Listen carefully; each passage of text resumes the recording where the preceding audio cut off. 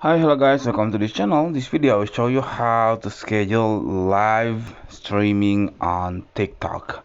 So if you are a creator or a store that you want to create a live event or live stream on the future, and then you want to inform your followers, or you want to create some pre-event on of your live streaming, here what you have to do. You go to your profile, and then you can click this triple line, and then you can click this setting and privacy, and then you can click create live events.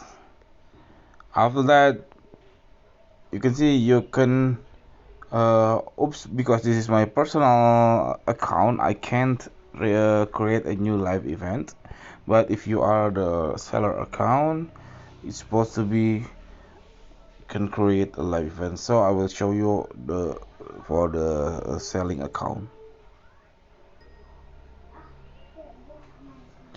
See, this is the I can create an event on this this live event schedule. Okay, that's it. This is a very simple tutorial. I hope it's helpful for you. If it is, please subscribe our channel. Thank you for watching.